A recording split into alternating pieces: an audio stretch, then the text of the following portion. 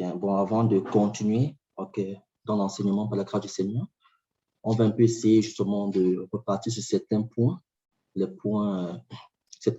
le frère, par l'Esprit, justement, nous a communiqué la semaine passée. Bon, déjà, en gros, avec tout ce qui se passe actuellement dans le monde entier, OK, tout ce qui se passe dans le monde entier en termes de signes, ces signes nous amènent quelque part. Ces signes nous indiquent quelque chose, OK? Et comme on connaît tous, hein, quand par exemple, on a notre montre nous indique, c'est une indication de temps, OK?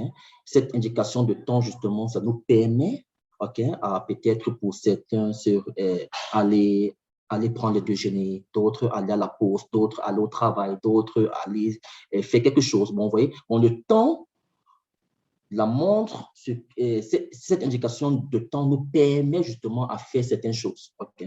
Et en ce qui concerne justement le temps où on est, on a aussi vu par la grâce du Seigneur justement certaines horloges, certains temps, les horloges justement qui nous préparent, okay, ou bien qui nous indiquent justement les choses qui vont arriver en ce qui concerne justement le retour de notre maître qui est tant attendu. Par la grâce du Seigneur justement, le frère la semaine passée a parlé de 3 horloges. Okay? Il a parlé en gros de l'horloge de l'Église, il a parlé des nations en tant qu'horloge, il a parlé aussi d'Israël en tant qu'horloge.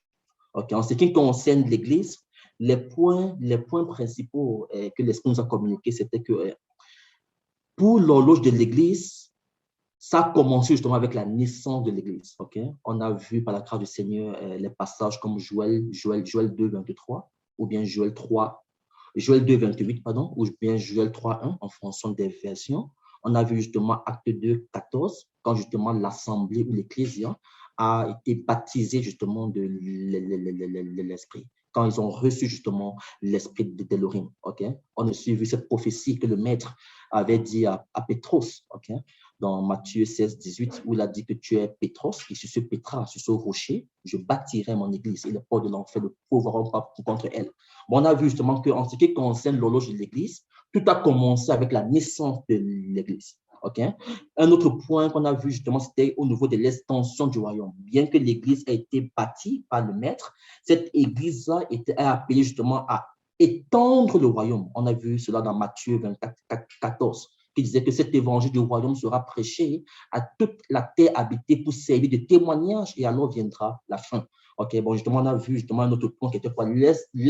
L'extension du royaume. Raison pour laquelle nous, en tant que disciples du maître, nous, en tant qu'ouvriers avec le maître, nous sommes appelés d'abord à avoir notre vie d'intimité en règle avec le Seigneur, à avoir une vie d'obéissance, une vie de consécration, une vie de sainteté avec le maître et aussi maintenant aller dans ce que le Seigneur attend de chacun d'entre nous, afin que le royaume soit prêché et communiqué aux créatures d'Élohim.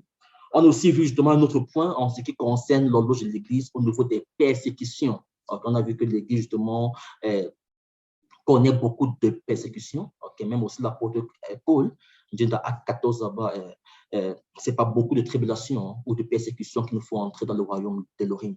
On a aussi lu dans Matthieu 24, le verset 9, qui nous parle justement de la persécution. Okay, bon, ce sont des points que le Seigneur a permis qu'on puisse toucher en ce qui concerne l'horloge de l'Église.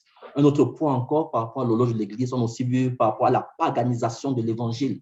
On a vu que l'Évangile serait paganisé. Okay? Bon, c'est dans Matthieu 24, le verset 11, ou aussi 2 Pierre 2, tout le chapitre où l'apôtre Pierre nous parle justement des faux docteurs, des faux apôtres, des faux ouvriers, okay? qui viendront à la fin des temps où nous sommes, pour justement paganiser l'évangile d'Élohim. Okay?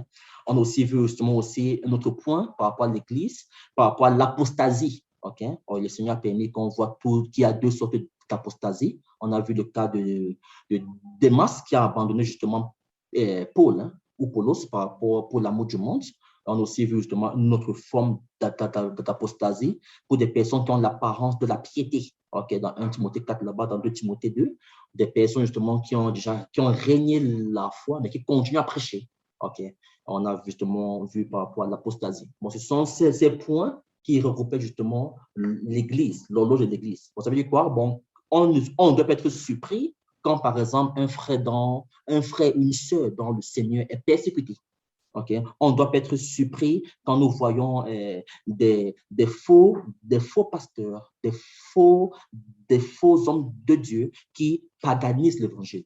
On ne doit pas être surpris quand nous voyons l'apostasie, parmi nous. Ce sont des signes, ce sont des indications qui nous montrent justement que le retour du Maître, que l'avènement de Yoshua n'est plus loin. OK? Bon, après aussi, par la grâce du Seigneur, on a touché par la grâce du Seigneur sur les nations en tant qu'horloge. Pour les nations en tant qu'horloge, le frère nous a dit par l'esprit que l'horloge des nations a commencé justement avec la déportation d'Israël à Babylone. Okay? Quand justement le roi Nabuchodonosor, quand le Seigneur envoie le roi Nabuchodonosor justement pour ce peuple-là, okay? Et Nabuchodonosor qui est parti et qui a servi justement la nation d'Israël et qui a transporté cette nation à Babylone. Et on a vu aussi qu'il y a eu plusieurs sortes, qu'il y a eu plusieurs types de déportations. Okay? Et par rapport au temps des nations aussi, on a aussi parlé par rapport au réchauffement climatique. Okay? Bon, tout ce qui se passe actuellement pour le réchauffement climatique, ça fait partie de l'horloge des nations, des tremblements de terre, le terrorisme, le nouvel ordre mondial. Okay? On a beaucoup lu par le Seigneur dans Genèse 11, Apocalypse 13, Daniel 7, Daniel 8. Okay? Bon, en gros, c'était un peu par rapport à l'horloge des nations. Bon, ça veut dire quoi? Quand on voit justement les présidents de ce monde, okay? Qui sont là pour pouvoir parler par rapport au réchauffement climatique, ça va être une indication. Oh, voilà, le Seigneur n'est plus loin. Quand nous voyons le terrorisme s'accroître, ça va être une indication justement que le Seigneur n'est plus loin. Quand nous voyons les tremblements de terre, comme ce qui s'est passé dernièrement en Haïti, vous voyez, ce sont des indications que vraiment le retour du Maître n'est plus loin. Bon, ce sont des indications. Quand nous voyons, par exemple, le nouvel ordre mondial être encore réactualisé, vous voyez, ce sont des indications justement qui nous montrent que, oh, le retour du Maître n'est plus loin. OK?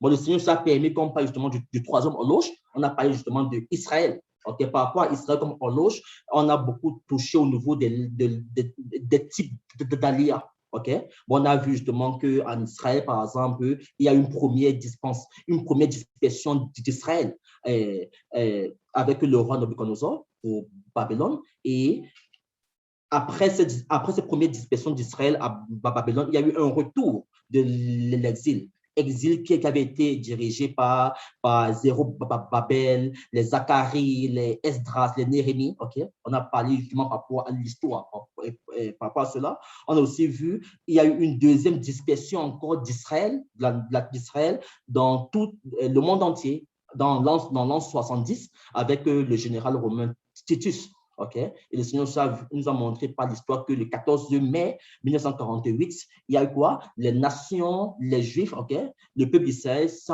est rentré encore à Jérusalem, accomplissant justement cette prophétie d'Ésaïe 60, je pense, 66, pardon. Okay? Vous voyez, ils sont rentrés justement sur la terre d'Israël. Et en Israël, en tant qu'horloge aussi, on a aussi beaucoup lu sur Ézéchiel 37, Jérémie 25, Ézéchiel chapitre 20. OK?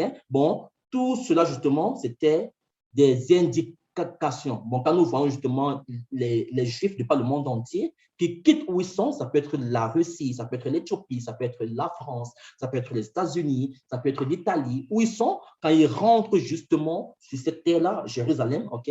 Qui est la terre que Yahushua, que le Maître, que Elohim avait justement promis à Abraham, ok, bon, ça nous montre que, oh, ce sont des signes prophétiques et ça nous montre que le retour du Seigneur n'est plus loin. Ok, bon, c'était un peu ça en gros, ce que le Seigneur a permis qu'on puisse toucher la semaine passée. Ok, bon, ce sont des indications, ce sont des horloges, ce sont des signes en gros qui nous présentent quelque chose. Ok, bon, quand c'est tous, et le frère a dit quelque chose la semaine passée à la fin, il a dit ceci, hein, tout ceci, bon, il disait que tous les prophéties qu'on a vues là, tout en ce qui concerne les horloges, il a dit que tout est déjà en place.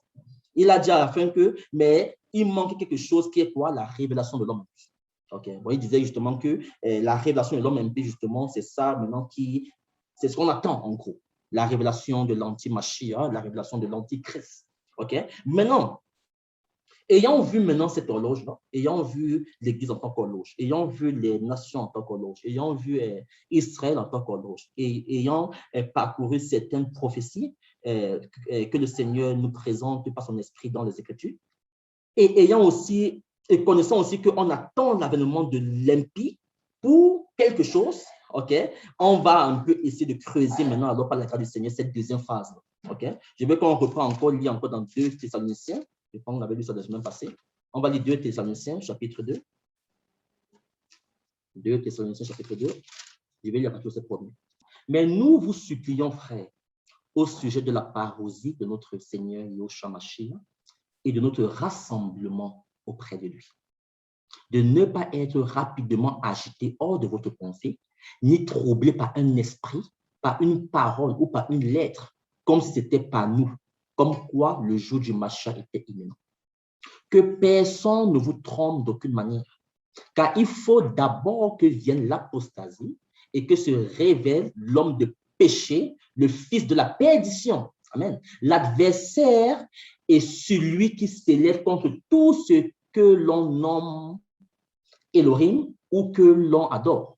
Il va jusqu'à s'asseoir comme Elohim dans le temple d'Elohim, se montrant lui-même comme étant Elohim. Vous voyez, la Bible dit quoi? Qu'il y a quelque chose, rentrons dans le verset 2. Le verset 2 nous dit ceci: de ne pas être rapidement agité hors de votre pensée, ni troublé par un esprit, par une parole ou par une lettre, comme si c'était pas nous, par une lettre, comme si c'était pas nous, comme quoi le jour du Mashiach était imminent. Vous voyez, bon, les saints de Thessalonique, justement, ils passaient par beaucoup de persécutions, qu'il sait que parmi eux est sorti des doctrines qui disaient que non, là, on est en train de vivre l'avènement du Mashiach. Parce qu'à cause de la persécution que nous vivons là, c'est sûr que le Seigneur est déjà revenu. Et l'apôtre Paul, maintenant, leur donne encore cette indication, comme on a souvent vu la semaine passée, qu'avant que l'avènement du Mashiach arrive, il dit au verset 3, que personne ne vous trompe d'aucune manière. OK? Bon, il y a eu des lettres qui sont sorties. Il y a eu des enseignements, il y a eu des hommes et des femmes qui ont dit que, oh, le temps que nous sommes là actuellement à Thessalonique, ça montre que le Seigneur est déjà revenu. On a sûrement raté l'enlèvement de l'Église. Et l'apôtre nous dit que personne ne vous trompe. Et il dit qu'il faut d'abord qu'il vienne l'apostasie et que se révèle l'homme de péché, le fils de la perdition. Vous voyez? Bon, on a vu justement par rapport à l'horloge de l'Église, on a parlé de l'apostasie la semaine passée. Mais il faut aussi que se révèle l'homme de péché. Okay? Il dit que cet homme de péché, c'est qui? C'est l'adversaire, le verset 4, et celui qui s'élève contre tout ce que l'homme Elohim et que l'on adore.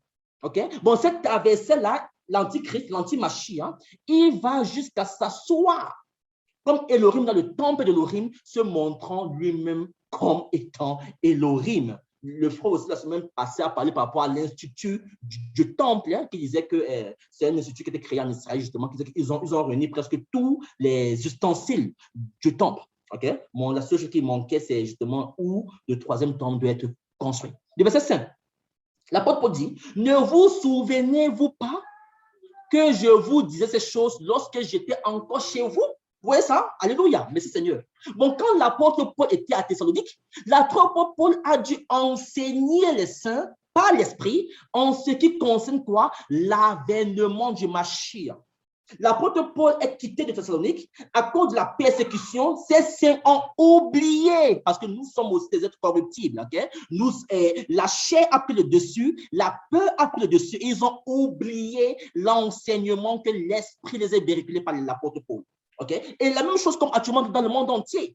On a les Saintes Écritures, nous avons la Bible avec nous, mais à cause de la pression qui se monte, à cause de le contrôle qui est en train de monter, on a tendance, nous chrétiens, à oublier les promesses du Mashiach dans notre vie. Vous savez laquelle l'apôtre Pierre dit dans 2 Pierre là-bas qu'on ne va pas lire, mais il dit en gros que je vous ai écrit cette deuxième lettre pour réveiller en vous les sentiments. Vous voyez? Bon, on a besoin de la parole pour nous réveiller. Alléluia. On a besoin de la parole pour nous réveiller encore, enfin qu'on puisse avoir confiance aux promesses du Mashiach.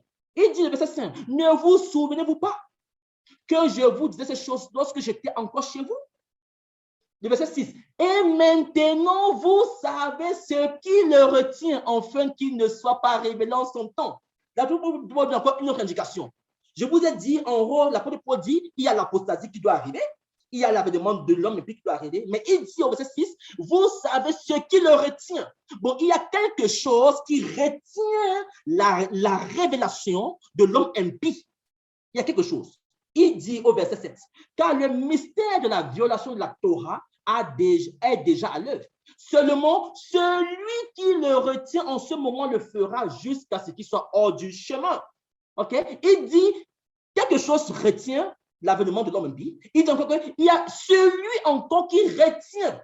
Bon, on voit qu'il y a deux choses. Il y a quelqu'un, il y a celui qui retient l'avènement de l'homme impie, et aussi ce qui le retient.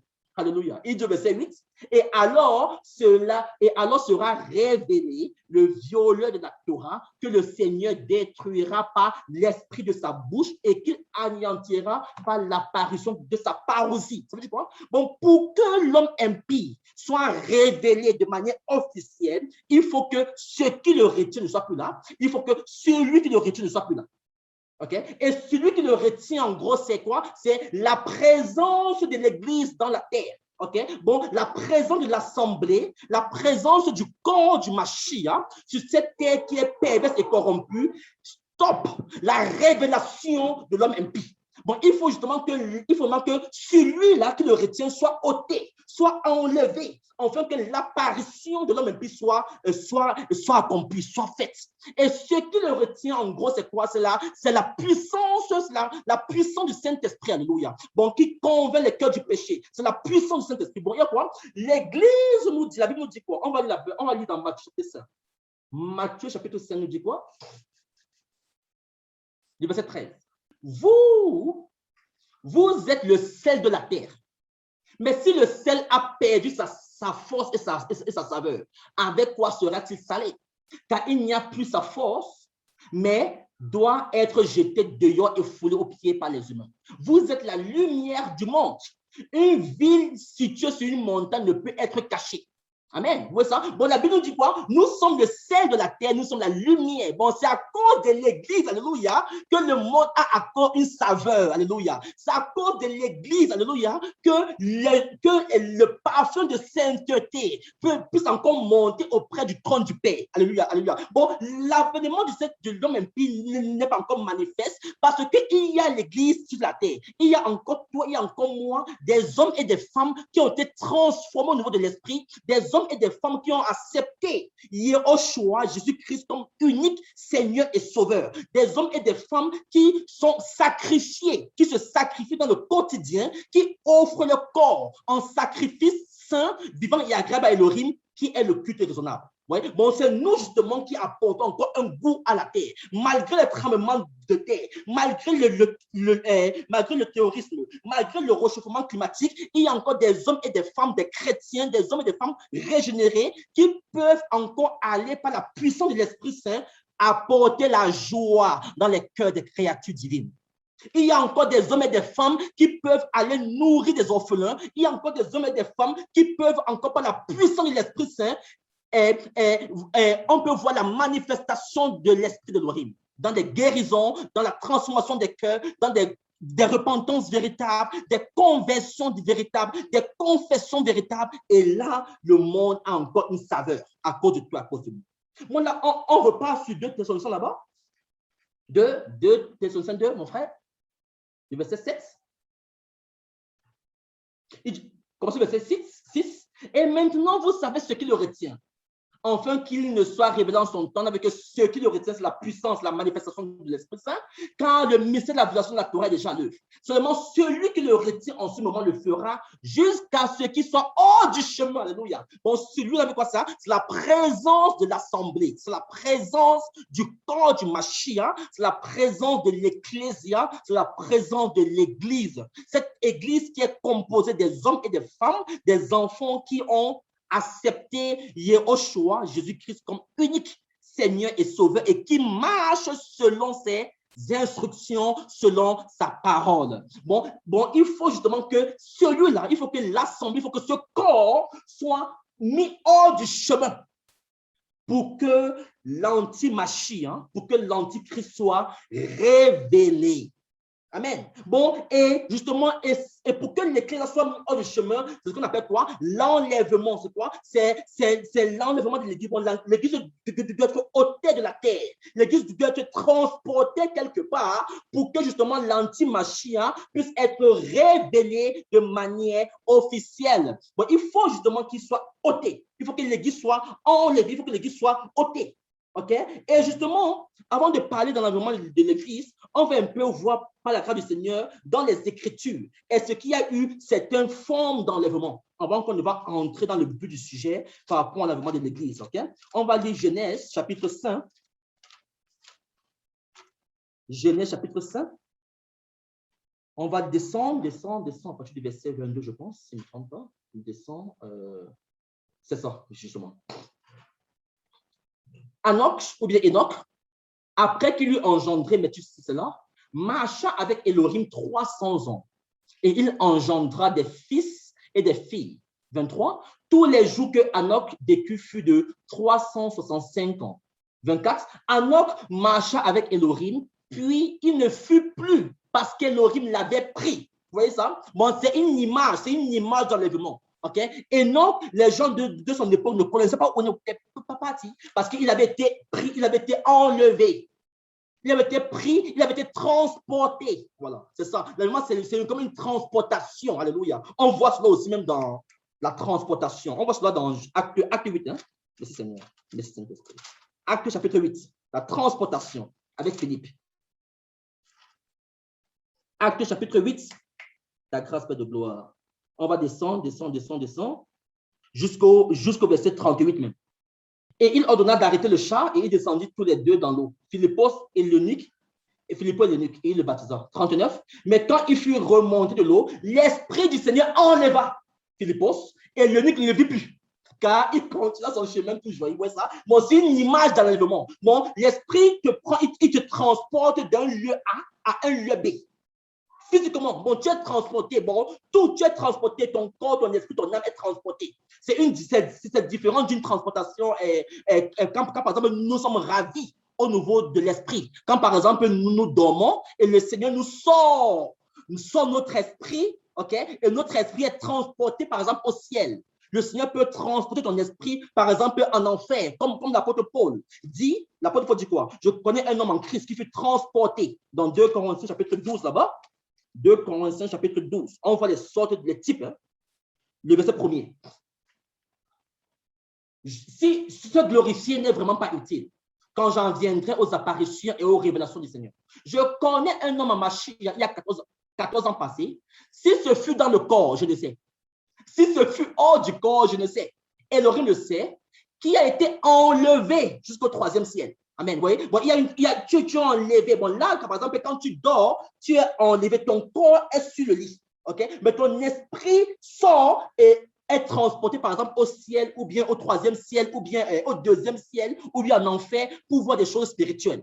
OK? Mais là, quand on parle, par exemple, de Philippos, dans Acte 8, Philippos, son corps, son esprit, son âme ont été transportés d'un point A à un point B. Quand on parle de Enoch, son corps, son esprit ont été pris, ont été enlevés d'un point A à un point B. On voit encore notre cas avec Élie. Élie dans 2 Rois chapitre 2. 2 Rois chapitre 2 avec le verset 1er. La Bible nous dit, oh, il arriva lorsque Yahweh enleva Élijah du ciel dans un tourbillon, qu'Élijah et Élia partaient de Gilgal. Élia dit à Élisha, s'il te plaît, reste ici, car Yahweh m'envoie jusqu'à Bethel. Mais Élisha dit, Yahweh est vivant et ton âme est vivante. Je ne te quitterai pas. Ainsi, il descendit à Bethel. Les fils des prophètes qui étaient à Bethel sortirent vers Élisha et lui disent, ne sais-tu pas qu'aujourd'hui, Yahweh va enlever ton maître au-dessus de ta tête?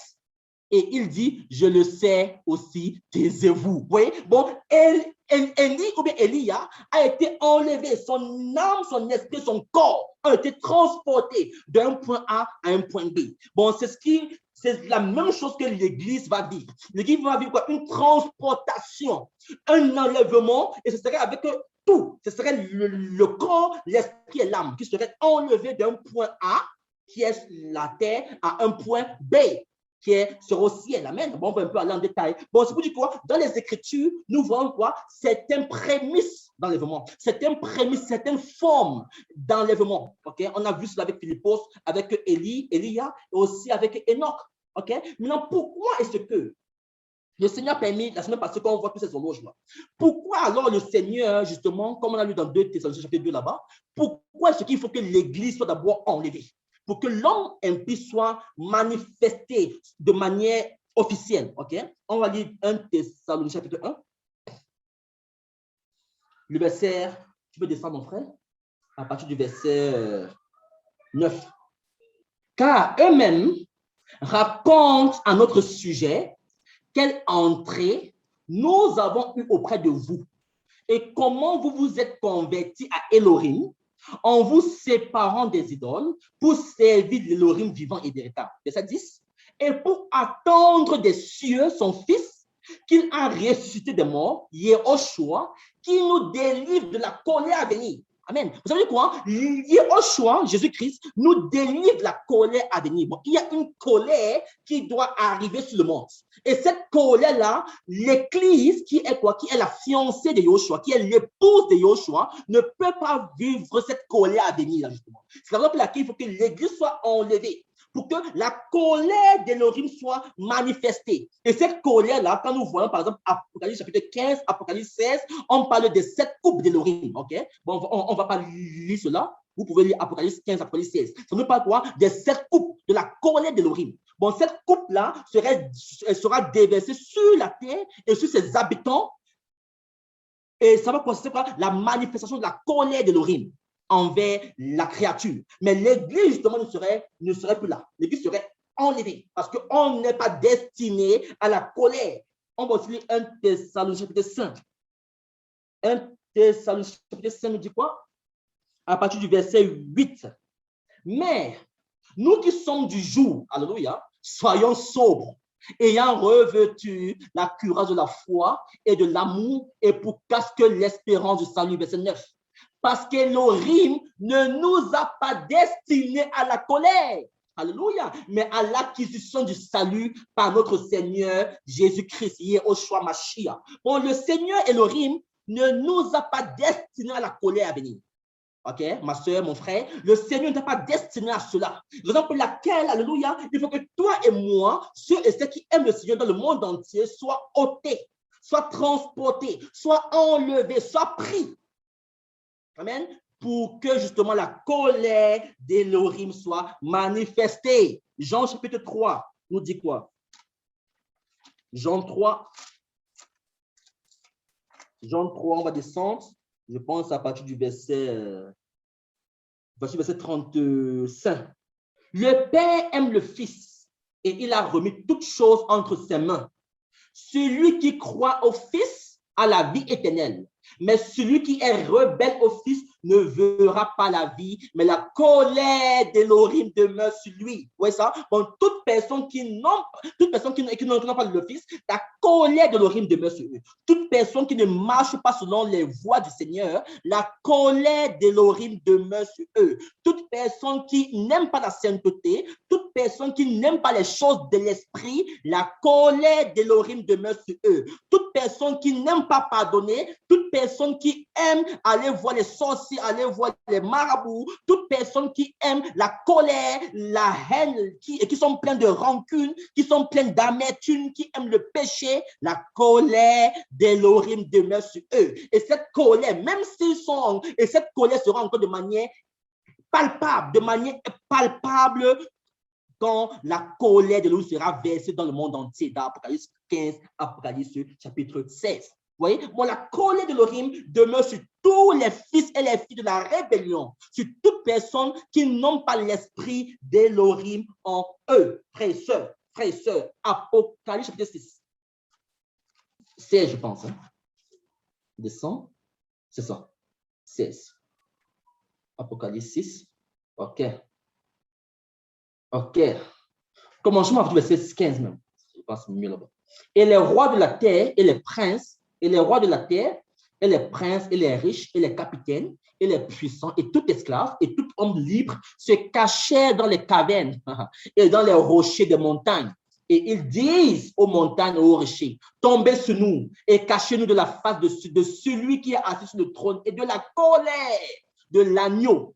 Parce que le grand jour de sa colère est venu et qui peut tenir debout? Bon, personne ne pourra tenir debout, frères et sœurs, lors de la colère, quand le jour de la colère du Mashiach viendra. Personne ne pourra tenir debout. C'est pour ça que le Seigneur veut que son épouse, okay, son corps, parce qu'il est, il est le képhag, il est la tête de l'assemblée, que son corps soit ôté. Que son épouse soit ôtée, soit enlevée, parce que son épouse ne peut pas vivre le grand jour de sa colère. OK? Bon, c'est là pour laquelle, justement, le Seigneur nous prépare. Le Seigneur veut qu'on se prépare dans la méditation, dans les jeûnes, dans la prière, dans la vie d'obéissance, la vie de sainteté, la vie de l'esprit d'Élohim, afin que nous puissions être prêts pour ce grand jour qui est connu du Maître seul. Alléluia. Oui, ça. Bon, c'est vraiment important pour nous de comprendre cela. On va aussi lire Apocalypse, mon frère, chapitre 16. Apocalypse 16, le verset 17. Vous pouvez tout lire Apocalypse 15 et 16 pour voir justement les grands coupes de la colère de l'Orient. Okay? Le verset 17. Et le septième ange versa sa coupe dans l'air. Et du temple, du ciel, du trône, et il sortit une grande voix qui disait, c'est fait. OK? Et il y eut des voix et des tonnerres et des éclairs. Il y eut un grand tremblement de terre, tel qu'il n'y en avait jamais eu depuis que les êtres humains sont sur la terre. Où est ça? Bon, on a vu la semaine passée par rapport à l'horloge des nations. On n'a pas de tremblement de terre. Mais la Bible dit quoi? Que quand la colère de l'homme serait déversée, il y aura un grand tremblement de terre, frère, qu'il n'y a jamais eu depuis que les hommes sont sur la terre, frère. Imaginez ça. Imaginez un peu ça, frère et soeur. Bon, tu peux arrêter un arbre, la terre va s'ouvrir, ça va emballer l'arbre et toi. Tu pourras te cacher quelque part, mais la terre va s'ouvrir. Raison parce que le Seigneur veut que toi et moi, alléluia, nous nous préparons à son retour. Verset 19. Et la grande ville fut divisée en trois, et les villes des nations tombèrent. Et Babel, la grande, vint en mémoire devant Élohim, pour qu'il lui donnât la coupe du vin de la fureur de sa colère. La fureur de sa colère. Tu n'es pas destiné à cela, ma soeur. Tu n'es pas destiné à cela, mon frère. Donc, que nous devons justement, par la grâce du Seigneur, nous préparer. Donc, la Bible dit quoi? On va lire maintenant 1 Thessaloniciens chapitre 4 d'abord, verset 18. 1 Thessaloniciens chapitre 4. Verset 18 dit quoi? Descends, mon frère. C'est pourquoi consolez-vous les uns les autres par ces paroles. On a besoin de la parole du Seigneur pour te consoler. Parce que quand nous pensons à la colère à venir, quand nous pensons justement comment le Seigneur va déverser les coupes, la fureur, ce serait quoi? Ce serait le lion qui va juger. Ce serait quoi? Ce serait le lion, le royaume. Le Seigneur, quand il est venu, sa première parousie, son premier avènement, c'était en tant qu'agneau. Il est venu en tant qu'agneau. Il est venu en tant que bébé. Il est né sur une étape. Parce qu'il est venu pour s'offrir. Il est l'agneau d'Élohim qui a ôté nos péchés. Il est venu en tant qu'agneau pour se donner, pour être fouetté. Il est venu pour porter sur la croix tes péchés, mes péchés. Et ce n'est pas ces meurtrissures que nous avons la vie. Ce n'est pas ces blessures que nous puissions être, qu'on peut dire que Seigneur, je te présente mon corps, je te présente ma vie et qu'il accepte. Ce n'est pas les blessures du Mashiach. Il est venu en tant qu'agneau, alléluia. L'agneau d'Élohim qui était immolé, il était frappé. Oh, le maître de gloire, Yehoshua. Il n'a pas vu tes péchés, il n'a pas vu tes manquements. Il n'a pas vu mes manquements, mais il est venu. Il est venu, lui qui est Elohim, lui qui est éternel, lui qui est hors du temps. Alléluia. Il a accepté de se faire chair. Oh, Elohim. Elohim qui est puissamment puissant. Lui, quand il parle, la chose s'accomplit. Quand il parle, même l'air obéit. Quand il parle, même la mer obéit. Quand il parle, même Satan déjà est plaqué au sol, il obéit rapidement. Oh, lui que les séraphins adorent, frères et sœurs. Lui que les chérubins se prosternent. Lui, les 24 anciens disent que Saint, Saint, Saint. Il est très fort. Les 4 êtres vivants, frères et sœurs, l'adorent. Mais il a accepté d'être mis dans le ventre d'une femme. Oh, une femme pécheresse. Oh, lui qui ne peut pas voir le péché. Oh, Jésus, il a accepté de vivre dans ce monde qui est pervers et corrompu. Oh, il est au chaud. Il a accepté. Imaginez Elohim qui est tout puissant. Imaginez Marie qui a pu voir la nudité de ce bébé. Mais en ce bébé habita la plénitude de la divinité. Oh. Imaginez Yahushua, Marie, Jésus-Christ, oh, l'Elohim puissant qui commande. Il y a un moment de sa vie, il a dépendu de sa mère. Parce que sa mère devait le nourrir. Sa mère devait le vêtir. Sa mère devait le laver. Il a accepté ce rejet. Il a accepté et ce mépris à cause de nous. Lui qui est tout puissant, qui peut changer le monde avec rien qu'une parole, avec un claque de sa main, le monde peut changer. Il a accepté d'être insulté, d'être traité de Belzéboul. Il a accepté d'être traité de perdu. Il a accepté d'être traité de toutes sortes de noms d'illuminés. Il a accepté cela. Oh, Yahushua. Il a accepté que les gardiens du grand prêtre, que les gars du grand prêtre viennent l'arrêter. Lui qui a dit à Pétros, à Pierre, que Pierre, ne sais-tu pas que je peux appeler une parole et une légion d'anges peut venir du ciel pour me délivrer? Il a accepté ça, mon frère. Il a accepté ça. Il a accepté d'être comme un voleur. Oh, Yahushua. Il a accepté d'être méprisé. On a craché sur le maître.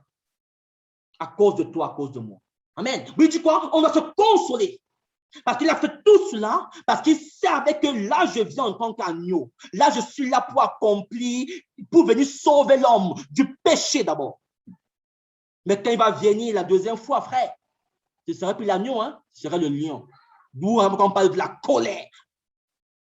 Je vous ai donné ma parole. Je vous ai donné mes écritures. Je vous ai donné, je vous ai donné mon esprit. Vous avez refusé à cause de l'endurcissement de votre cœur. Vous avez refusé d'être transformé par ma parole. Vous avez refusé de suivre mes voies. Vous avez refusé de marcher selon mes principes. Vous avez refusé mon caractère. Vous avez refusé mon cœur. Vous avez refusé ces choses-là. Et le Seigneur va venir juger. Ce serait le jugement d'Elohim. Ce serait le lion qui va venir juger. Il faut que toi et moi, on soit du bon côté. Et ce bon côté, mon frère, ma soeur, c'est quoi? C'est maintenant mettre notre vie en règle.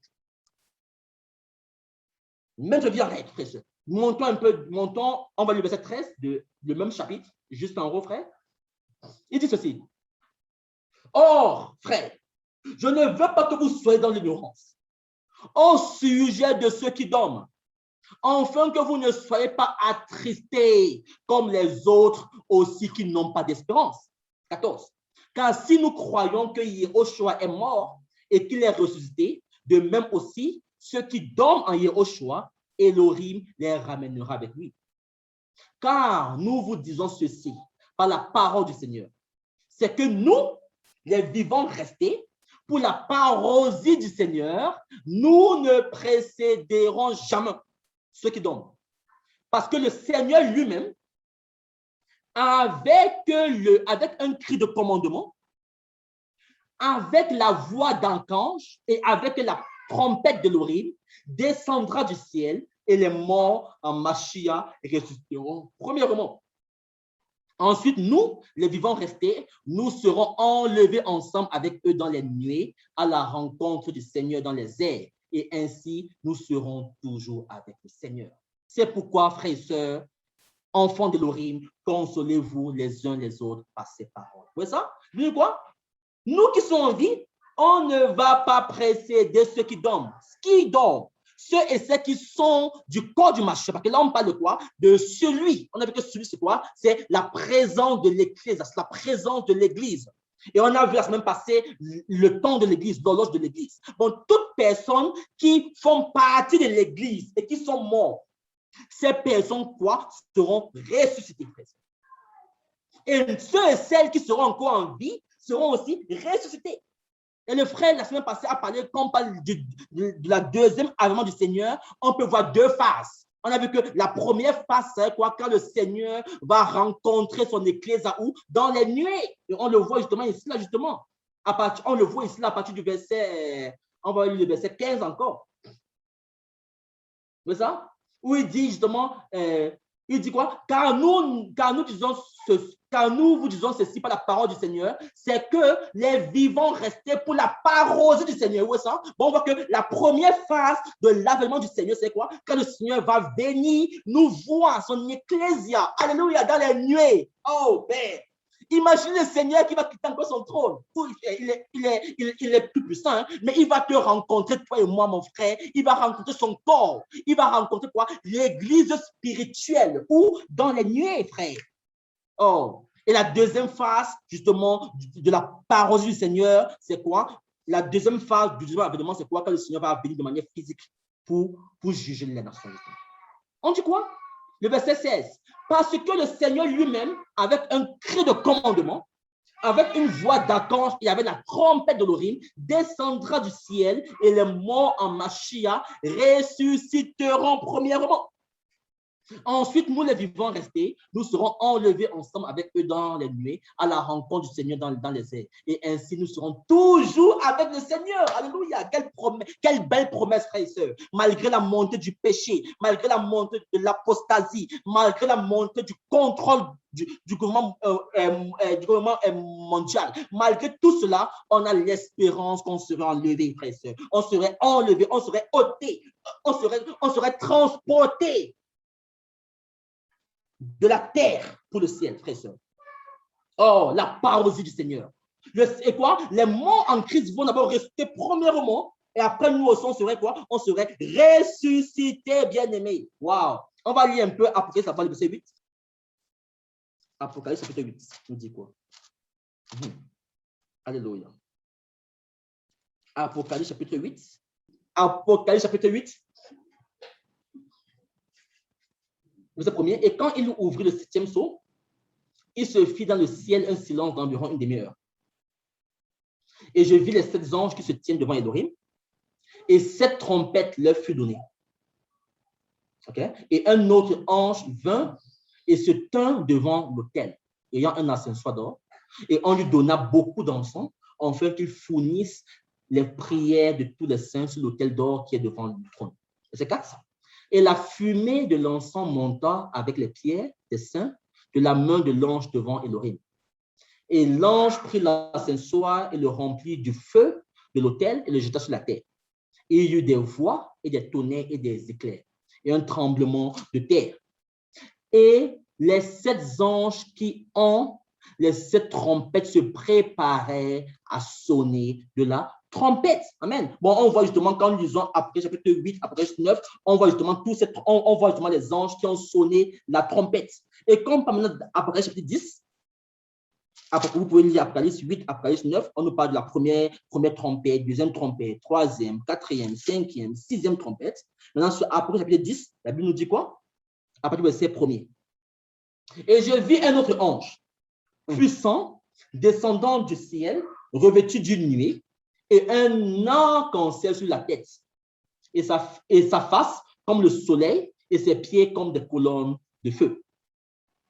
Et il avait dans sa main un petit livre ouvert, et il posa son pied droit sur la mer, et le pied gauche sur la terre. Et il cria d'une grande voix, comme rugit un lion. Et quand il cria, les 7 tonnerres firent entendre leur voix. Et quand les 7 tonnerres eurent fait entendre leur voix, j'allais écrire. Et j'entendis une voix du ciel me disant, scelle les choses que les 7 tonnerres ont fait entendre et ne les écris pas. Et l'ange que je voyais debout sur la mer et sur la terre leva sa main vers le ciel et jurera par celui qui est vivant d'âge en âge, qui a créé le ciel avec les choses qui y sont, et la terre avec les choses qui y sont, et la mer avec les choses qui y sont, et qu'il n'y aura plus de temps. Mais qu'au jour, verset 7, alléluia, mais qu'au jour de la voix du septième ange, quand il sera sur le point de sonner de la trompette, alors le mystère d'Élohim s'accomplira, comme il en avait annoncé la bonne nouvelle à ses esclaves, les prophètes. Vous voyez ça? Bon, on dit quoi? Quand le septième ange va sonner de la trompette, on dit quoi? Le mystère d'Élohim va s'accomplir. Et ce mystère-là, sont les 1 Corinthiens, chapitre 15. Ce mystère-là, on va lire 1 Corinthiens 15. On va descendre à partir du verset 51. À partir du verset 51. Voici, il dit, on parle de ce mystère, ok? On dit quoi? Quand le septième ange va sonner la trompette, il y a un mystère qui va s'accomplir. Et c'est quoi ce mystère? Voici, je vous dis un mystère. Nous ne dormirons pas tous en effet. Alléluia. Mais tous nous serons quoi? Transformés. Okay? On a parlé des gens qui vont dormir. Hein? On a parlé dans 1 Thessaloniciens 4 là-bas. Nous ne dormirons, il dit verset 52, en un instant, en un clin d'œil, à la dernière trompette ou à la septième trompette, parce qu'il y a 7 trompettes. Okay? Le frère la semaine passée a parlé du mot dernier qui veut dire escastos, qui veut dire quoi? On a parlé d'une succession d'événements. Okay? À la dernière trompette, qui est la septième, quand la trompette sonnera et les morts ressusciteront incorruptibles. Et nous serons transformés. Allez, nous serons enlevés, nous serons pris, nous serons ôtés de la terre. Mais il faut que le corruptible revête l'incorruptibilité et que le mortel revête l'immortalité. Or, lorsque ce corruptible aura revêtu l'incorruptibilité et que ce mortel aura revêtu l'immortalité, alors se réalisera la parole qui est écrite. La mort a été engloutie dans la victoire. Mort, où est ton aiguillon? Hadès, où est ta victoire? Or, l'aiguillon de la mort, c'est le péché et la puissance du péché, c'est la Torah. Amen. Vous voyez ça? Bon, on comprend que ce mystère, c'est quoi? C'est quoi? C'est la transformation des corps des saints en un clin d'œil, en un instant. En un clin d'œil, en un instant.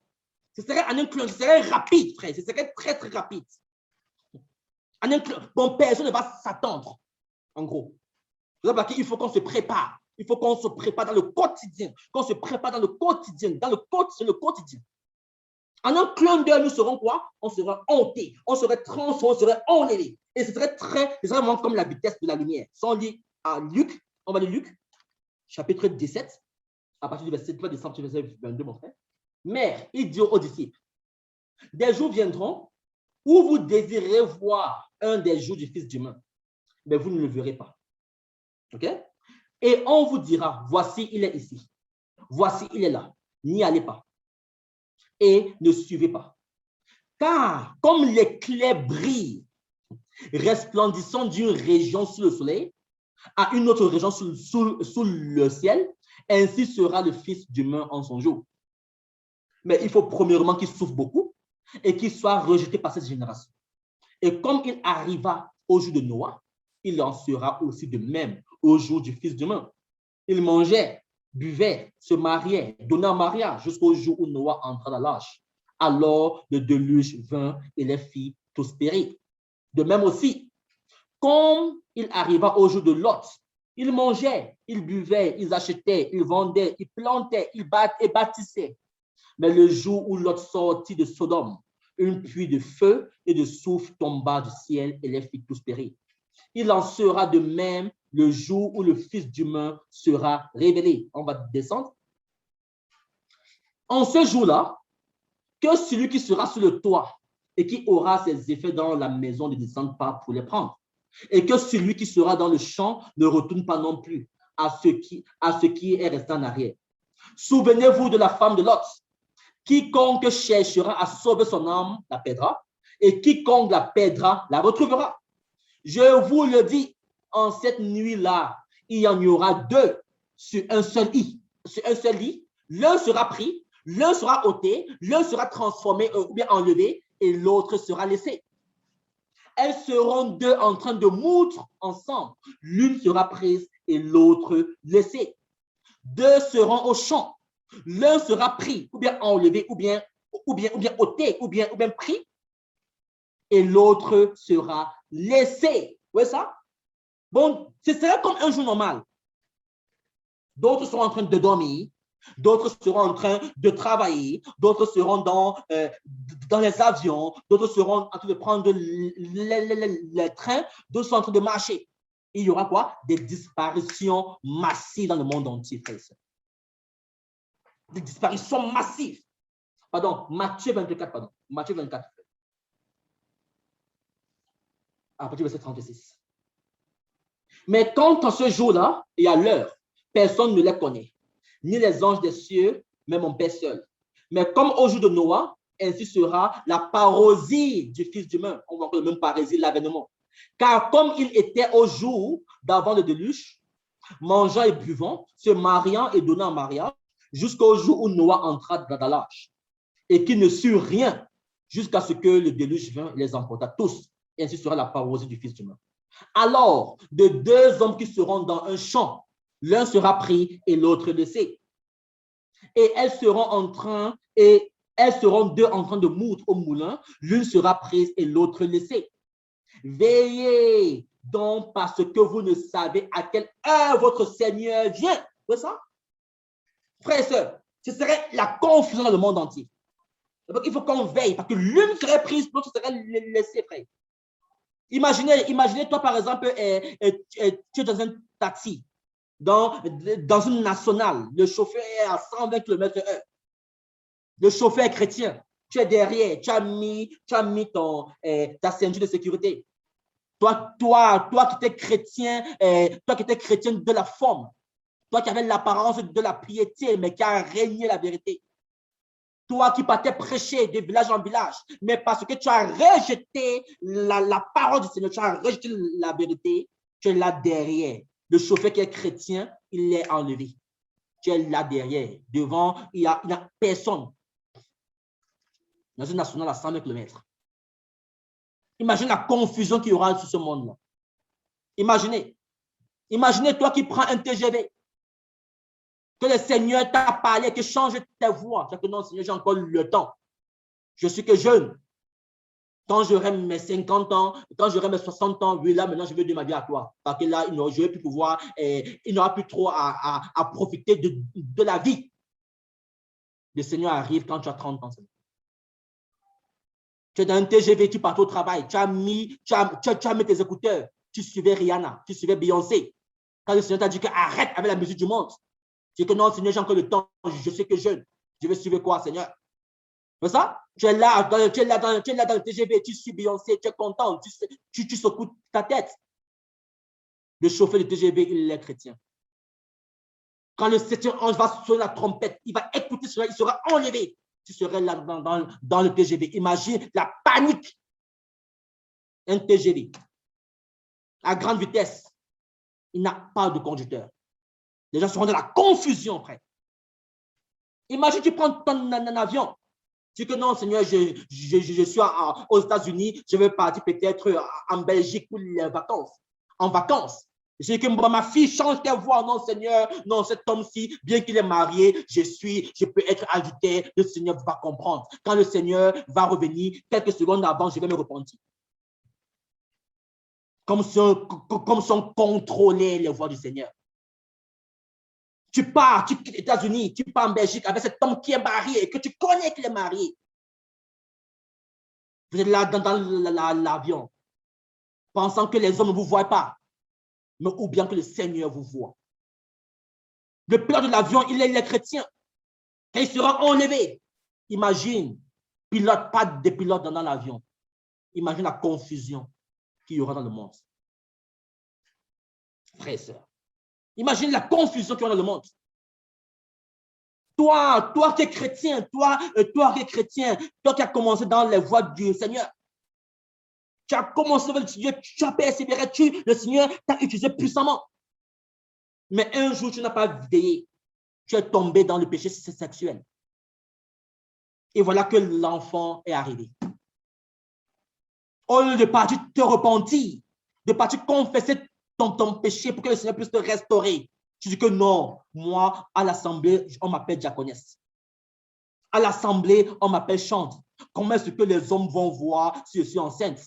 Parce que tu veux masquer ton péché et tu décides de partir faire un avortement. Imagine, tu peux voir ce docteur, tu peux voir un docteur qui est pas chrétien. Lors par exemple, de l'opération, à côté de toi, il y a un docteur qui est chrétien qui fait une autre opération qui est enlevé. Imagine ça. La confusion qu'il y aura dans le monde. Imagine tout, la confusion qu'il y aura dans le monde, frère et sœurs. Combien de personnes vont mourir en ce jour? Combien d'accidents qu'il y aura dans ce monde, frère? À cause de la lumière, à cause du sel, à cause de celui, comme on a lu dans 1 Thessaloniciens 2, celui qui serait ôté, le sel qui serait enlevé, le sel qui serait pris, frère et sœurs.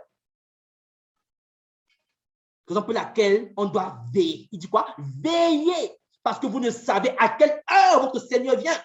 On doit veiller en se préparant, frère. On doit veiller en s'examinant, frère, que celui qui est debout ne prenne pas qu'il ne tombe, frère. Sœur, on doit veiller, frère. On doit implorer la grâce du Seigneur pour connaître l'état de nos cœurs. On doit chercher la face du Seigneur pour savoir, Seigneur, est-ce que tu me connais encore? Est-ce que mon nom est encore écrit dans le livre de vie? Ou est-ce que je suis là dans l'apostasie, je ne me rends pas compte? Et pour ceux qui vivent dans le péché conscient, le Seigneur veut qu'on change nos voies, frère. Aussi longtemps qu'on a encore le souffle de vie, sans se repent, quel qu'en soit le péché, quelle qu'en soit l'iniquité, il peut nous pardonner. La seule iniquité, c'est le blasphème de l'Esprit Saint qui ne peut pas pardonner. Mais si tu as fait quoi? Le Seigneur peut te pardonner, frère et soeur. Ne laisse pas l'ennemi te culpabiliser. Pour ça, les gens seront pris. D'autres seront laissés. Il y aura la confusion. Imaginez ce jour-là. Comment tous les journaux, les CNN, les BBC, les France 24, tous ces journaux-là, tous ces journaux du monde entier, tous ces journaux, les Russia Times, tous ces journaux-là vont mettre dans le monde, vont mettre dans les téléviseurs. Non, on ne comprend pas. Il y a des gens qui ont disparu, on ne connaît pas. Mais comme l'homme est voilé, comme l'homme est perdu, l'homme va toujours venir avec quoi? Des réponses à cela. Des scientifiques vont venir avec des réponses à cela. Que non, c'est normal, il y a peut-être ça, et ça, ça. Pourquoi? Pour aveugler les gens. Et comme nous, on est toujours après l'argent, après les choses de la terre, après quelques jours après, les gens ne sont pas revenir normal. Quelques jours après, ça va revenir normal. Non. Chacun va vaquer à ses occupations. Chacun va partir travailler parce qu'il y a la maison à payer, il y a les écoles à payer, il y a la voiture à payer, il y a le téléphone à payer, il y a les habits à payer, il y a la nourriture à payer. Oh Seigneur, sauve cette génération qui est payée. C'est ça? On rejette le maître, on rejette. Eh bien, le Seigneur nous a avertis, il nous donne des signes, afin qu'on puisse se préparer, frères et sœurs, et désirer les choses du ciel, désirer la présence de Yoshua, désirer d'être enlevé. L'Esprit dit quoi? Viens, l'Église dit quoi? Viens, Seigneur Yoshua, viens. Nous sommes fatigués de ce monde qui est pévé pour nous. Il y a des chrétiens qui disent que non, Seigneur, ne viens pas maintenant parce que je ne suis pas encore marié. Vous voyez ça? On est attaché à la terre. Non, Seigneur, ne viens pas comme maintenant parce que je n'ai pas encore eu mon premier salaire. J'ai envie un peu de goûter comment ça fait d'être salarié. Non, Seigneur, ne viens pas maintenant parce que je n'ai pas encore eu mon premier enfant. J'ai envie de voir comment ça fait d'être papa, maman. On est toujours là sur de la terre. Vous voyez ça? Bon, l'un sera pris. L'autre serait quoi? Laissé. Et quand on serait ôté, alléluia, quand on serait enlevé, quoi, il y aura la transformation du corps. On va lire Philippiens 3. Philippiens chapitre 3. Philippiens 3, à partir du verset 20. Car notre communauté des citoyens est dans les cieux, d'où nous attendons aussi assidûment et patiemment le Sauveur, le Seigneur Yahushua Mashiach, qui transformera le corps de notre humiliation pour le rendre conforme au corps de sa gloire selon l'efficacité par lequel il peut même se soumettre à toutes choses. Amen. Bon, le Seigneur il va transformer ton corps, mon frère, ma soeur. Ton corps sera transformé. Alléluia. Il va rendre ton corps quoi? Semblable au corps de sa gloire. Wow. Bon, on aura des corps glorieux. Wow. Il y aura une transformation du corps. Tu vois ça? On aura quoi? Des corps glorieux, frère. C'est ça quoi? C'est ça, la résurrection du corps. Comme un Thessaloniciens 4 dit quoi? Le corps va ressusciter. Et un conseil qui dit quoi? Le corps qui est corruptible va revêtir quoi? L'incorruptibilité. Parce que notre esprit est déjà transformé. La Bible nous dit dans Tite là-bas, Tite 2, Tite 3. L'esprit est déjà transformé. Le Seigneur transforme le caractère. Mais quand le Seigneur va venir nous prendre, le corps aussi va connaître quoi? La résurrection, frère. Ce serait quoi? La transformation du corps. Ce serait quoi? On aura des corps glorieux. On aura des corps, frères, ceux qui pourront percer la matière. Rappelez-vous du Seigneur quand il est ressuscité. Le type du corps que le Seigneur avait. Les apôtres étaient enfermés, hein, de peur d'être lapidés des Juifs. Mais le Seigneur apparaît au milieu d'eux. Alléluia. Son corps, il pouvait percer la matière. Alléluia. On va lire cela dans Luc. Luc 24, frère. Luc 24. À partir du verset 36. La Bible nous dit ceci. Mais comme il tenait ce discours, Yahushua se présenta lui-même au milieu d'eux. Et il a dit, shalom à vous. Mais eux tous terrifiés et effrayés croyaient voir un esprit. Mais il a dit, pourquoi êtes-vous troublés? Et pourquoi montent-ils des pensées dans vos cœurs? Vous voyez mes mains et mes pieds, c'est bien moi. Touchez-moi et voyez, car un esprit n'a ni chair ni os, comme vous voyez que j'ai. Alléluia. Et en disant cela, il leur montra ses pieds et ses mains.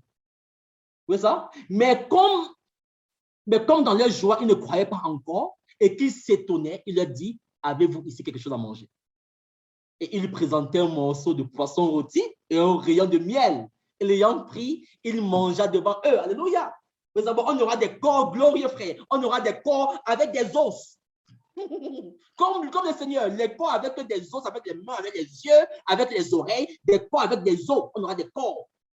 Avec une chair, on aura des corps. Mais ce corps-là pourra transpercer la matière. Alléluia. Ce corps, on va pouvoir manger. Au ciel, on pourra manger le fruit de vie, le fruit de l'arbre de vie. On pourra manger les fruits du jardin et que le Seigneur a créé pour nous. On pourra manger, alléluia, boire des fruits de la vigne. Comme il a dit là-bas dans Matthieu, que vous buvrez encore de ce fruit de la vigne avec moi dans le royaume de mon Père. Alléluia. Oh frère, on va manger, on va boire, on aura des corps glorieux. On aura quoi? Des corps asexués. La Bible nous dit cela. On va lire dans Matthieu là-bas, Matthieu 22. Matthieu 22. Commençons par verset 23 même. 23, c'est bon. 23. Matthieu chapitre 22, 23. Le même jour, les Sadducéens qui disent qu'il n'y a pas de résurrection vinrent auprès de lui et lui posaient cette question en disant, docteur, Moshe a dit, si quelqu'un meurt sans enfant, son frère épousera sa femme et suscitera une postérité à son frère. Or, il y avait parmi nous 7 frères.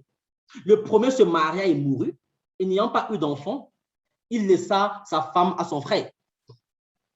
Il en fut de même du deuxième et du troisième jusqu'au 7e. Mais après eux tous, la femme mourut aussi.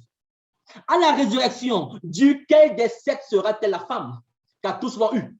29. Mais Yoshua répondant leur dit, 29. Mais Yoshua répondant leur dit, vous vous êtes égarés, parce que vous ne connaissez ni les Écritures, ni la puissance de l'Élohim. Car à la résurrection, il ne se marie pas et il ne donne pas en mariage. Alléluia. Mais ils sont comme les anges de l'Élohim dans le ciel. Bon, là, il est question là, on parle du côté maintenant sexuel. OK? Et vous voyez, quand on serait ressuscité, on n'aura plus de sexe, on serait asexué. Alléluia. Mais le corps serait les corps, comme le Seigneur, les corps glorieux. OK? Bon, on n'aura plus de sexe, bon, on n'aura plus la capacité de reproduire. En gros. Vous voyez ça? Bon, raison pour laquelle je crois, et ce corps pourra percer la matière, ce corps pourra se déplacer, on n'a plus besoin de l'avion. En gros. OK? On pourra quitter, par exemple, visiter le ciel. On va pouvoir partir d'un point A à un point B de manière rapide. On n'a plus besoin de l'avion. Pourquoi? Parce qu'on aura des corps glorieux, des corps qui ne sont plus soumis au péché, les corps qui ne sont plus soumis à la faiblesse, à la paresse, au laxisme. On n'aura plus cela. Ce sont des corps glorieux, des corps transformés, frères et sœurs, des corps renouvelés, des corps incorruptibles. On va lire, mon frère, on va lire 1 Corinthiens 15. On va lire à partir du verset 35. Voilà. Mais quelqu'un dira, comment les morts, 35, mais quelqu'un dira, comment les morts ressuscitent-ils? Et avec quel corps viennent-ils? Insensé. Ce que tu sèmes n'est pas ramené à la vie s'il ne meurt pas. Et quant à ce que tu sèmes, tu ne sèmes pas le corps qui naîtra, mais le grain nu, selon qu'il se rencontre de blé et de quelques autres semences. Mais Elohim lui donne un corps comme il le veut. Et à chaque semence, il donne un corps qui lui est propre. Toute chair n'est pas de la même chair. Mais autre, en effet, la chair des humains, autre la chair des bêtes. OK? Autre celle des poissons, autre celle des oiseaux. Il y a aussi des corps célestes et des corps terrestres. Mais autre, en effet, est l'éclat des corps célestes et autre celui des corps terrestres. Autre est l'éclat du soleil et autre l'éclat de la lune et autre l'éclat des étoiles. Car une étoile diffère d'une autre étoile en éclat. 42, il en sera de même à la résurrection des morts. On est sémé dans la corruption, on ressuscite dans l'incorruptibilité. On est sémé dans la corruption, on trouve l'incorruptibilité, on est sémé dans le déshonneur, on ressuscite dans la gloire. On est sémé dans la faiblesse, on ressuscite dans la force. On est sémé corps animal, on ressuscite corps spirituel. S'il y a des corps animaux, il y a aussi un corps spirituel. On aura des corps spirituels. Bon, le corps, frère et sœur, ne sera plus soumis à la corruption. Waouh! Imaginez-vous qu'on aura même un corps plus glorieux que celui d'Adam. Parce que Adam, son corps était soumis à la corruption, raison pour laquelle il l'a chuté. On aura des corps incorruptibles, frère. On aura des corps qui est dans l'honneur, frère. Les corps de force. Des corps spirituels, frère. Waouh! Et le Seigneur va nous voir dans les nuées. On serait dans la joie. On va dire, oh Seigneur, merci. On serait là dans la joie, frère. Imaginez, nous tous dans les nuées, voyant le maître de gloire. C'est Oshua. Alléluia. Imagine-toi qui es marié, ma soeur, avec ton frère, avec ton frère, ton mari qui aime le Seigneur, frère. Ma soeur, les enfants que le Seigneur vous a donnés devant le maître dans les nuées, frère. Waouh! Imaginez ce jour. Je vois Nicolas, tu es là, Fabrice, tu es là, mon frère Maïb, ma soeur Maïb, tu es là, dans les nuées, frère. Sinon, imaginez ce jour, frère et soeur. Ce serait la gloire, ce serait l'honneur. On va oublier toutes les souffrances. On t'a traité de gourou, on t'a traité de fou, de folle, on t'a traité de tout. Tu vas oublier tout cela. Parce que la présence de Yehoshua, oh, Shiloh de gloire. La gloire, c'est ça la gloire à venir. Alléluia. Pour nous dire quoi? Que les souffrances présentes ne sont pas comparées à la gloire à venir, frère. Frère, les souffrances présentes ne sont pas comparées à la gloire à venir, frère. Parce que c'est une gloire qu'on ne peut pas décrire. Il faut seulement vivre cela. C'est une gloire que tu ne peux pas écrire avec les mots. C'est pour laquelle les frères, il faut seulement vivre, il faut seulement être là pour vivre. Frère, oh, Shlo, on serait là dans les nuées. On va voir le Père, le corps transformé. Oh, Shlo, oh, Père, il n'y aura plus de femmes, il n'y aura plus d'hommes, il n'y aura plus de Grecs, Juifs, non. On n'aura plus de sexe, on serait asexués. On serait tous, on aura vraiment, oh, Shlo, des hommes et des femmes qui font partie du corps de Yoshua. Pas d'hommes, pas de femmes, pas d'enfants. Frère, des corps glorieux. Le désir que d'adorer Yoshua. Le désir que de prendre ses pieds, que mon chéri, merci pour tout. Oh, Père de gloire. Oh, imagine-toi, ma soeur, qui va prendre les mains du Seigneur et faire des bisous dans ses bras. Il va accepter cela. Imagine cela, ma soeur. Oh, toi que les hommes ont rejeté, toi que les hommes ont insulté. Le Seigneur va te donner ses pieds. Tu vas faire des câlins sur ses pieds. Que Seigneur, c'est vraiment, tu es réel. Voici mon espérance, frère. Imagine. Oh, comme Marie qui a pris ses cheveux et qui a essuyé les pieds du Seigneur avec des câlins, des baisers. Oh, Seigneur de gloire. Ce serait la gloire, ce serait vraiment la gloire. Et comment est-ce qu'on peut rater ça?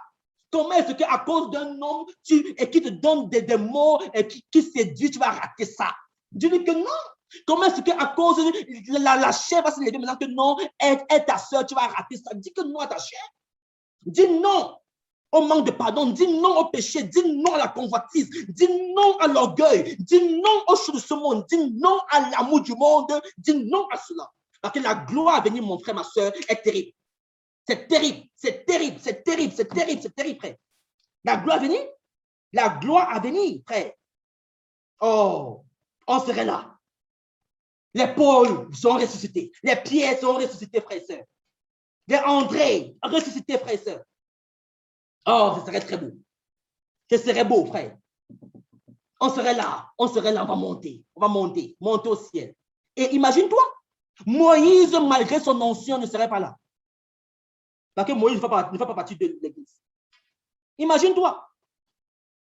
Même Enoch, qui était enlevé, ne serait pas là le jour-là. Parce qu'il ne fait pas partie de l'église. Imagine le privilège que l'église a. Même Élie, comme on a vu qu'Élie était enlevé là, il ne serait pas là le jour-là, parce qu'il ne fait pas partie de l'église. Même Abraham, le père de la foi, ne serait pas là le jour-là. Oh, oh, oh, oh. Oh, Shlo. Imagine, frère. Oh. Imagine cela, mon frère, ma soeur. Comment l'église a reçu un privilège. L'église a reçu quelque chose de spécial. Mais nous, on ne réalise pas cela. Pourquoi? Parce que nous sommes dans Babylone, dans Babel. La confusion dans le mélange. Voyez un peu cette similitude, frères et sœurs. Vous savez, quand le Seigneur a envoyé son peuple en Égypte, ils étaient persécutés. Hein? Mais ce peuple-là, quand même, cherchait la foi du Seigneur. Mais quand nous faisons une étude comparative entre Israël en Égypte et Israël en Babylone, on voit qu'à Babylone, ils sont trop corrompus. Pourquoi? Parce qu'à Babylone, il y avait quoi? Une forme de mélange, comme une adaptation. Ils étaient un peu comme à l'aise, mais dans le péché. Oh, frère, on serait dans la gloire. On serait dans la gloire, frère, dans la gloire. On serait là. On va monter avec le Seigneur. On va monter, frère. Imaginez, on va passer le premier ciel. On va voir l'atmosphère, on va voir le premier ciel, on va voir toutes ces atmosphères, on va voir ces choses-là, on va voir la galaxie, on va voir tous ces milliards de galaxies, on va voir la Voie lactée, on va voir les planètes, frère. Oh, Shelo. On va passer, on va monter, on va voir les planètes. Oh, voilà la Terre. Et rappelez-vous, mais Seigneur, merci Seigneur. Rappelez-vous ce jour-là, on n'aura pas besoin de te dire, ma soeur Maëva, que ça c'est la planète du Vénus. Parce qu'il y aura une entière connaissance. Alléluia. On va lire cela. On va lire Matthieu 17. Matthieu chapitre 17. Oh Père. Matthieu 17, on va lire le verset premier. Et 6 jours après, Yoshua prit Pétros et Jacob et son frère Yohanan et les mena à l'écart sur une haute montagne. Et il fut transfiguré en leur présence, son visage resplendu comme le soleil. Et ses vêtements devinrent blancs comme la lumière. Et voici, Moshe et Élisa leur apparurent, s'entretenant avec lui. Mais Pétros, prenant la parole, dit à Yoshua, Seigneur, il est bon que nous soyons ici. Faisons ici, si tu le veux, 3 tabernacles. Un pour toi, un pour Moshe et un pour Elijah.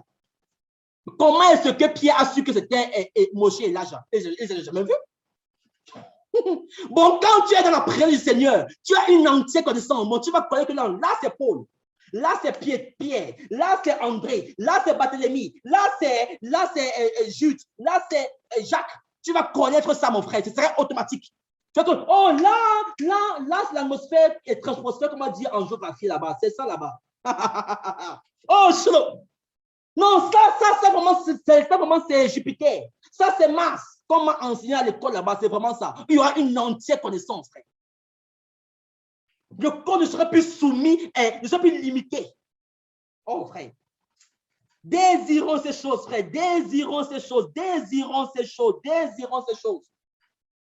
La gloire à venir, frère. Malgré les persécutions, frère, il y a une gloire qui arrive. Il y a une gloire qui arrive, frères et sœurs. Et cette gloire-là, on a besoin de beaucoup de choses. Alléluia. Oh, ta grâce, Père. Mon frère, tu vas lire 2 Corinthiens, chapitre 4. 2 Corinthiens 4, on va lire le verset décembre, verset 15 là-bas, je pense. C'est bon? Car toutes choses sont à cause de vous, afin que la grâce soit multipliée, abonde à la gloire de l'Orient par le moyen de l'action de grâce d'un grand nombre. C'est pourquoi nous ne perdons pas courage. Même si notre homme, alléluia, même si notre homme extérieur se détruit, alléluia, même si l'homme extérieur se détruit, l'intérieur cependant se renouvelle de jour en jour. Car notre légère tribulation d'un moment produit en nous d'excellence en excellence un poids de gloire éternelle. Alléluia. Même si tu es insulté, même si tu es persécuté, même si la gloire à venir, tout ça, ce sont des petites choses. Tu ne pourras pas comparer. Waouh, tu ne peux pas comparer, mon frère, ma soeur. Persévère, persévère, persévère, persévère. Ne te rejette pas, ne te relâche pas. Romains chapitre 8, frère. Le verset 18, je pense. 18. Alléluia. 18. Car j'estime que les souffrances du temps présent ne sont pas dignes d'être comparées à la gloire à venir qui doit être révélée pour nous. Alléluia. Il y a une gloire à venir, frère. La gloire de voir Yehoshua qu'il est, la gloire de voir le Mashiach, de le toucher, oh, de l'entendre, de le voir, de le contempler. On va contempler le Seigneur, on va le toucher. Parce que Jean nous le dit d'abord. Ce que nos yeux ont vu, on va lire ce passage. On va lire 1 Jean. On va lire 1 Jean. Oh, Père de gloire. Oh, Yehoshua Mashiach. 1 Jean chapitre 1. Verset 1er nous dit ce qui était dans le commencement, ce que nous avons entendu, ce que nous avons vu de nos propres yeux, ce que nous avons contemplé et que nos propres mots ont touché. Alléluia. Concernant la parole de la vie. Alléluia. Tu vas pouvoir entendre le maître. Tu vas le voir, tu vas le contempler. Tu vas, contempler, c'est quoi? Tu vas t'asseoir, rien que admirer sa face, rien que tu serais épris d'amour pour lui, frère. Oh, Shilo. Tu vas toucher le maître, tu vas toucher ses pieds, tu vas pouvoir mettre ta main où le clou est passé. Tu vas pouvoir toucher le maître, frère, ton époux. On serait transporté. Transporté, frère. Imaginez, quand dans la terre, ce serait la confusion. Quand dans la terre, il y aura des pleurs. Quand dans la terre, il y aura des chrétiens apostates, comme des masses qui ont rejeté l'amour de la vérité. Qui ont dit que, oh, je me rappelle un jour, mon frère m'enseignait par rapport à cela, bon, j'ai raté l'enlèvement de l'église. Ce serait la confusion dans le monde. La révélation de l'homme impie. Comme on a lu dans Daniel 9, 27, la semaine passée, les 7 ans du règne de l'anti Mashiach. La confusion. La confusion. C'est ça? Et nous, on serait là dans les nuits. On va voir le maître. Après, quand on va voir le maître comme ça dans les nuits, qu'est-ce qui va passer? Le maître va nous montrer le chemin. Parce que lui, c'est le chemin. C'est là où on va bien comprendre la parole de quoi? Je suis le chemin. Oh, le chemin. Donc, il faut qu'il nous montre le chemin du ciel, frère. Alléluia. Le chemin. Oui, ce serait la même image. Rappelez-vous dans Éphésiens 4, la même image. Quand on dit que le Seigneur est descendu dans les lieux terrestres, il a fait quoi? Il a délivré les captifs, il est parti avec eux. Bon, c'est quoi? Il est parti dans le sein d'Abraham, il est parti en enfer, dans le sein d'Abraham, il a délivré à partir du premier juste qui est Abel. Il est parti pour leur montrer le chemin du ciel, frère. Le Père sera là, il va nous montrer le chemin. Le chemin, frère. Et quand on part comme ça, qu'est-ce qui va passer? On va partir d'abord, on part maintenant pour les noces de l'agneau. Mais avant de partir pour les noces, on faut d'abord qu'on rende compte des talents et des dons que le Seigneur nous a confiés. On va lire 2 Corinthiens, chapitre 5. 2 Corinthiens 5, verset 10. Car il nous faut tous apparaître devant le tribunal du Mashiach, afin que chacun reçoive selon les bonnes ou les mauvaises choses qu'il aura pratiquées étant dans son corps. Mais pour nous, ce seraient les bonnes choses. OK? Bon, on va rendre compte. OK? On serait, parce que nous sommes justes, nous sommes déclarés justes par le Seigneur. Nous va nous rendre compte que mon enfant, je t'ai donné tel 3 talents, qu'en as-tu fait? Ma fille Maïva, je t'ai donné 2 talents, qu'en as-tu fait? Ma fille Fabou, tu as eu tel talent, qu'en as-tu fait? Oh Seigneur, tu m'as donné la grâce pour la libéralité. Dans ton amour, Seigneur, j'ai pu construire un orphelinat où on nourrissait les veuves, on nourrissait les orphelins. Et ces personnes-là, beaucoup sont venues à toi. Oh, ma fille, tu as bien travaillé, prends ta couronne. Oh, c'est bon. Mon fils, tu as eu la grâce, par exemple, dans l'enseignement. Qu'en as-tu fait? Non, Seigneur, tu as permis que je m'en vais dans des villages où tu as permis qu'on bâtit les gens. Oh, mon fils, tu as bien travaillé. Voici ta couronne. Bon, on va rendre compte de nos talents. Et il y aura aussi des personnes qui vont sortir là sans couronne, comme la Bible nous dit dans 1 Corinthiens chapitre 3. On va lire 1 Corinthiens 3, à partir du verset 12. Commençons par le verset 10, mon frère. Verset 10. Selon la grâce d'Élohim qui m'a été donnée, j'ai posé le fondement comme un sage architecte et un autre édifie de dessus. Mais que chacun discerne comment il édifie dessus. Car personne ne peut poser un autre fondement que celui qui est déjà proposé, lequel est Yoshua Hamashiach. Mais si sur ce fondement, quelqu'un édifie de l'or, de l'argent, des pierres précieuses, du bois, du fond, du chaume, l'œuvre de chacun sera manifestée. Car le jour la fera connaître, parce qu'elle se révèle dans le feu. Et le feu éprouvera ce qu'est l'œuvre de chacun. Mais si l'œuvre de quelqu'un est édifiée, mais si l'œuvre que quelqu'un, a édifiée demeure, il recevra la récompense. Verset 15. Si l'œuvre de quelqu'un est brûlée, il en subira un préjudice. Mais pour lui, il sera ainsi sauvé, mais comme à travers le feu. Il y a des personnes qui seront sauvées, qui seront enlevées, mais ils n'auront pas de couronne. Un exemple. On va voir, par exemple, comme j'aime beaucoup prendre cet exemple-ci, on va voir dans le code de Mashiach, il y a un frère, par exemple, que le Seigneur lui a accordé, par exemple, une grâce apostolique, une notion apostolique. Et dans le même corps du Mashiach, on a une sœur que le Seigneur a mis dans sa vie une grâce de la libéralité et une grâce d'intercession. À chaque moment que le Seigneur demandait à la sœur d'intercéder, elle se levait, elle intercédait. À chaque moment que le Seigneur demandait à la sœur de prendre, même si c'est 10 000 dollars pour son œuvre, elle n'hésitait pas, elle prenait, elle donnait. À chaque moment que le Seigneur la réveillait à 4 heures, mon enfant prie pour telle personne, elle se levait, elle faisait. Et à côté, on a un frère qui a l'onction apostolique. Il dit que non, je suis apôtre. Selon les pensées du Seigneur, ce frère qui est apôtre devait partir dans 100 villages. Parce que dans ces 100 villages-là, 1 million de personnes devaient être sauvées. Mais comme ce frère voulait toujours les choses de la ville, il n'est jamais parti dans les villages. Que non, je veux dormir où? Il restait seulement dans la ville. C'est ça? Ou bien sur les 100 villages qui devaient partir, il est parti seulement voir 99 villages. Il y a un village qui n'est pas parti. Parce qu'un jour, que non, je suis fatigué, Seigneur. Je suis fatigué. En oubliant qu'il est esclave du Mashiach. S'il se repent, oui, c'est se sauver, c'est bien. Mais par rapport aux œuvres. Et l'autre qui est à côté, qui était obéissant au Seigneur, que nous, on peut dire que non, l'œuvre là, ce n'est rien. Elle prie seulement. Elle donne seulement. Sans savoir que c'est aussi un sacrifice. C'est ça? Bon, beaucoup, on va lire Matthieu aussi. On va lire Matthieu. D'abord Luc. Disons Luc d'abord, mon frère. Luc chapitre 19. À partir du verset 11. Et comme il entendait ces choses, il ajouta, il leur dit une parabole. Parce qu'il était près de Jérusalem et qu'il pensait que le royaume de l'Orient allait immédiatement paraître. Il dit donc, un homme noble s'en alla dans une contrée éloignée pour recevoir un royaume à venir. Et ayant appelé 10 de ses esclaves, il leur donna 10 000 et leur dit, continuez les affaires jusqu'à ce que je vienne. Or, ses concitoyens le haïssaient, ils envoyaient une ambassade auprès de lui, après lui, pour dire, nous ne voulons pas que celui-ci règne sur nous.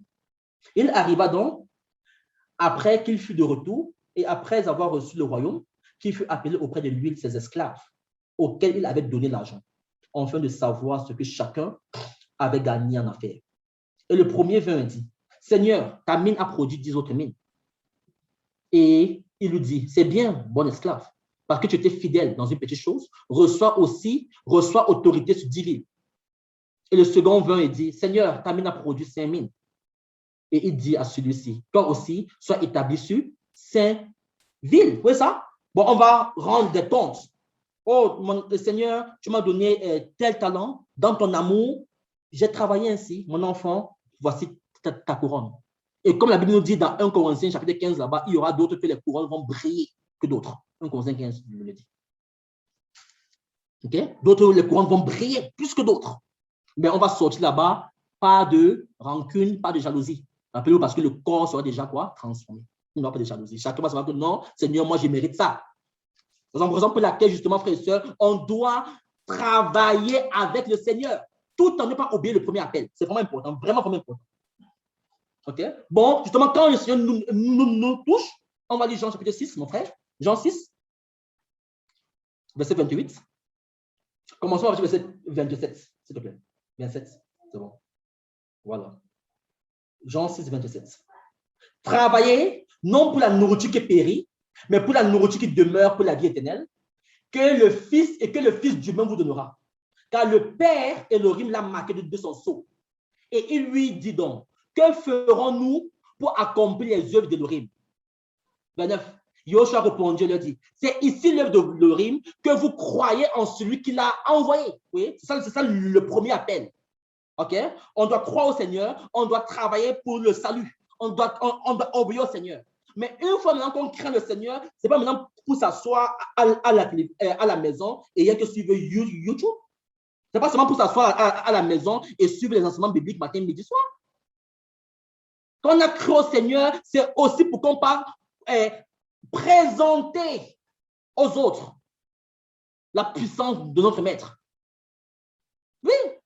Rappelez-vous de celui, le possédé de Gara, celui qui était possédé des légions romaines, d'une légion. Il voulait sur le Seigneur. Le Seigneur dit non, non, pas parce que tu étais délivré, pas et raconte à ta contrée les miracles, la grâce que le Seigneur fait dans ta vie. Il n'est pas ça à raconter. Hein. Souvenez-vous dans Jean 4, Yohanan 4, la femme samaritaine. Elle a reçu le Seigneur. Hein. Elle est partie, dit quoi? Oh, venez voir un homme qui m'a tout dit. Elle est partie crier. Mais nous, chrétiens, on reçoit le Seigneur, mais on s'enferme dans la chambre. On s'enferme en suivant les YouTube, enseignements bibliques. On suit les louanges. Sans oublier que celui que tu suis là, lui aussi fait un sacrifice. Sans oublier que derrière la vidéo que tu suis là, il y a un travail qui se fait. Il y a des frères et des sœurs qui consacrent des jours, des heures de leur temps pour pouvoir faire cette vidéo-là. Toi qui suis cette louange, tu es content, oh, cette louange est bien. Tu ne sais pas que cette soeur ou ce frère qui a fait cela, c'est un temps. Ils ont investi de leur temps. C'est ça?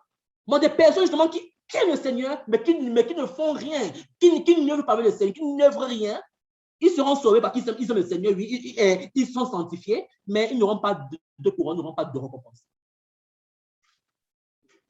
Vous voyez ça? Bon, on doit d'abord croire au Seigneur. C'est ça le premier appel. On croit au Seigneur. On doit obéir au Seigneur. Et on doit aussi œuvrer avec le Seigneur. Si tu lis Jean chapitre 7, Jean 7, verset 20 nous dit quoi? La foule répondit, tu as un démon. Qui est ce qui cherche à te faire mourir? Yoshua répondit et lui dit, j'ai fait une œuvre.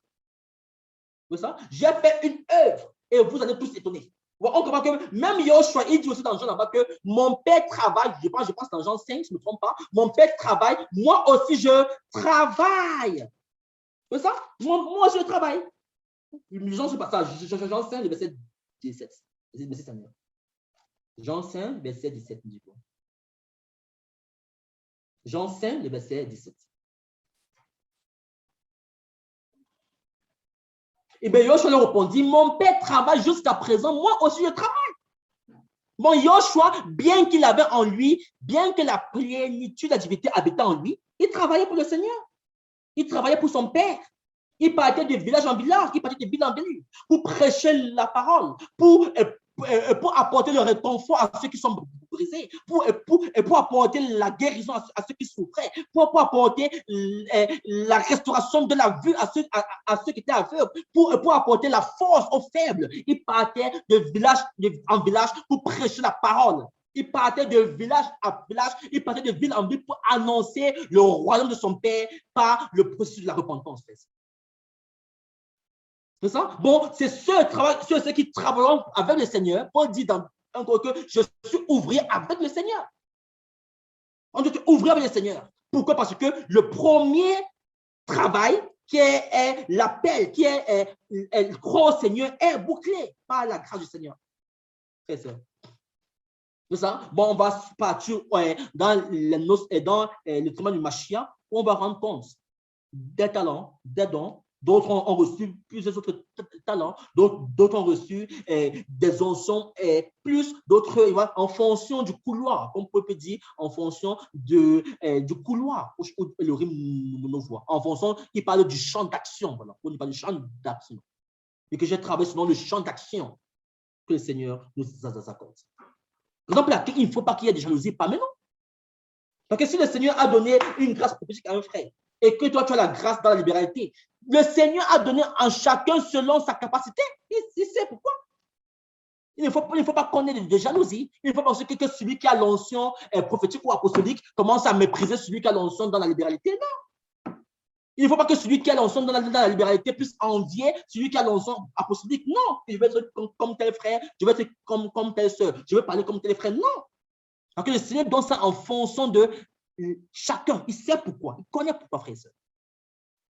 Donc, il ne doit pas avoir de division parmi nous, il ne doit pas avoir de concurrence. Et beaucoup d'entre nous, on meurt à cause de la concurrence. On n'a pas compris que le Seigneur a donné, comme la Bible ici, chacun selon ses capacités. Lisons cela, lisons Matthieu 25. Matthieu 25.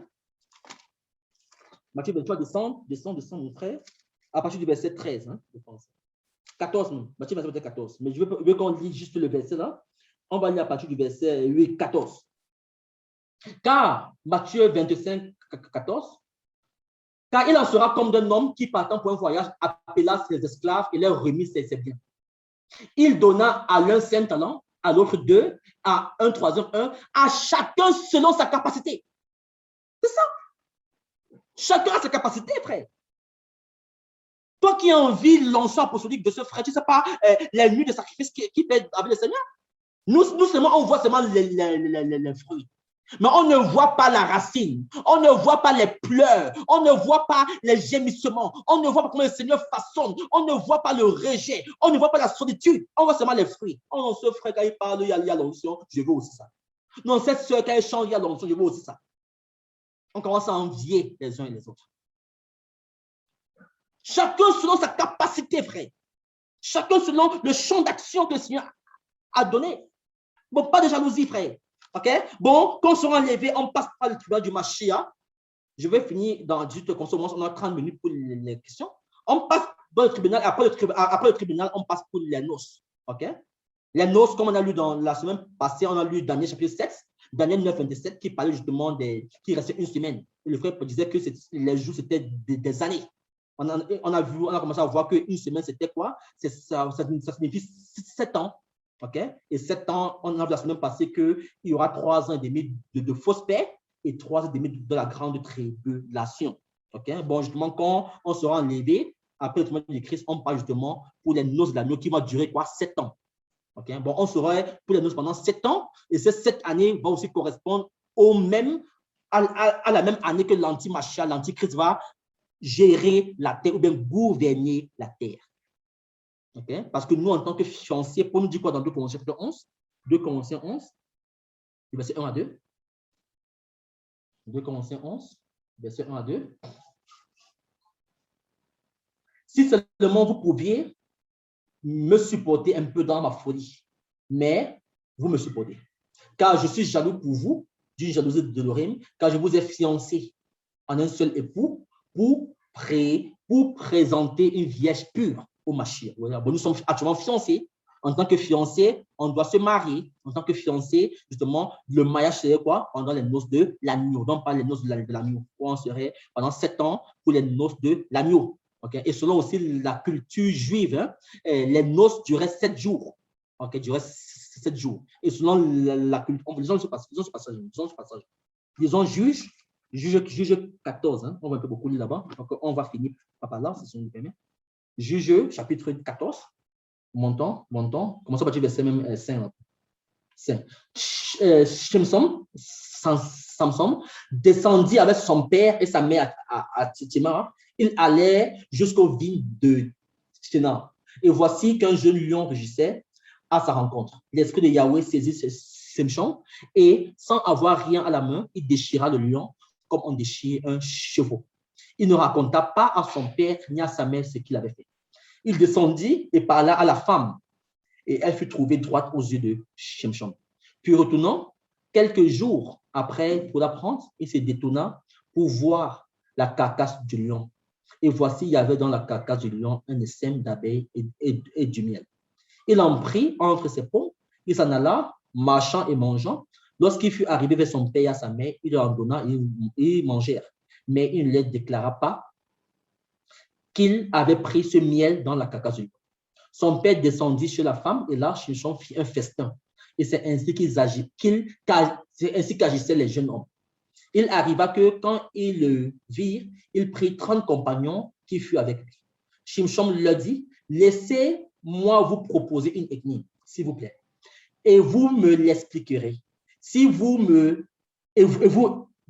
Laissez-moi vous proposer une énigme, s'il vous plaît. Si vous me l'expliquez au cours des 7 jours du festin, et si vous la trouvez, je vous donnerai 30 chemises et 30 vêtements de rechange. Oui, ça? Bon, on voit que les festins duraient 7 jours. Okay? Donc, c'est un peu l'image justement de ces 7 années que l'Église va passer pour les noces de l'agneau. Okay? Et selon la culture juive, quand un homme avait une femme qui était fiancée, il pouvait, quand il partait, il pouvait revenir à n'importe quel moment, mais elle devait toujours se préparer. D'où c'est le mot aussi de nous actuellement, on attend le retour de notre maître, mais on se prépare. On va lire, on va finir maintenant par Apocalypse, chapitre 19 là-bas, Apocalypse 20. On a dit, on va lire Apocalypse. Apocalypse, chapitre 19, le verset 6. Et j'entendis comme une voix d'une foule nombreuse, et comme la voix de grandes eaux, et comme la voix de puissants tonnerre, disant Alléluia, parce que le Seigneur Elohim Tout-Puissant a exercé son règne. Réjouissons-nous et exultons et donnons-lui gloire parce qu'elle est venue, les noces de l'agneau, et que son époux s'est préparé. Oui, ça? Bon, on voit que l'époux doit se préparer. Actuellement, on se prépare. Comment? Dans la sainteté. Comment? Dans la crainte du Seigneur. Comment? Par la marche, par l'esprit, la haine du mal, désirant porter les fruits de l'esprit, dans la prière, dans les jeûnes, dans les prières, dans les méditations. On se prépare, frère et sœur. Et il lui a été donné de se revêtir d'un fin lin pur éclatant, et car le fin lin, c'est l'acte de justice des saints. Amen. C'est ça? Bon, justement, verset 9, et il me dit, écris, bénis sont ceux qui sont appelés au souper. Alléluia. Toi qui es appelé, tu es béni, frère. Tu es béni. Au souper des noces de l'agneau, il me dit aussi, ce sont là les véritables paroles d'Elohim. Amen. Bon, nous sommes appelés. Bon, le premier appel, ce n'est pas d'abord aller dans les rues crier. Le premier appel, c'est d'abord l'appel aux noces. On a cela justement quand on reçoit le Seigneur, quand on le craint. Et une fois qu'on a accepté l'invitation aux noces, on doit maintenant aller au second appel, qui est quoi? D'œuvrer avec le Seigneur pour gagner les âmes pour la gloire de Yahushua HaMashiach. Donc, que le Seigneur soit béni. Moi, je m'arrête là aujourd'hui. S'il y a des questions.